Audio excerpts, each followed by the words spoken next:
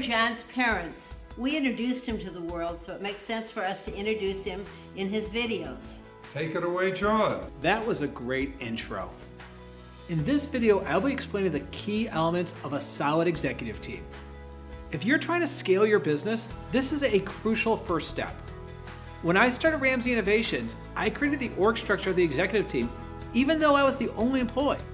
I highly recommend you do the same.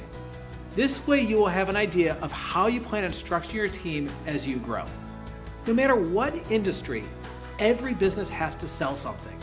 It has to market something, it has to have an operational infrastructure, manage its finances, and provide a product or service to its customers or clients. Well, these are the elements or the major functions that outline your executive team. You'll want to create 4 components of a role for each major function. Determine how you want to group your roles. Certain responsibilities naturally flow together, like sales and marketing, or operations and finance. You'll have to decide if you want to group these together or keep them separate. You'll have to determine the responsibilities of each role.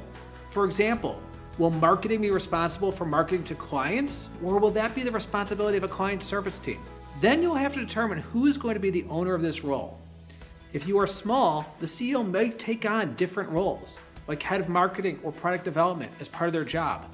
Actually, that's exactly how it works for me here right now.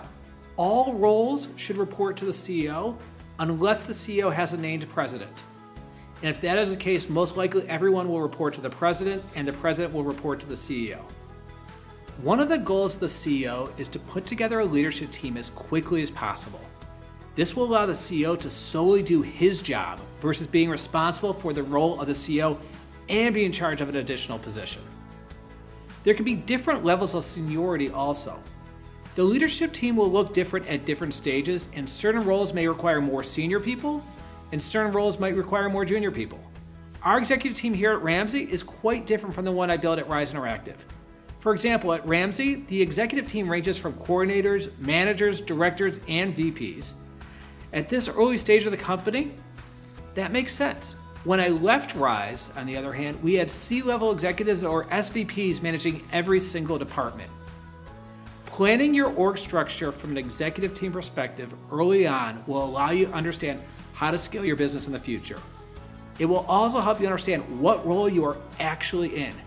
You don't want to end up being responsible for everything. You will have to plan slowly on how to reduce the number of hats you're wearing so that you can properly perform your role as the CEO as quickly as possible. Now let's get growing.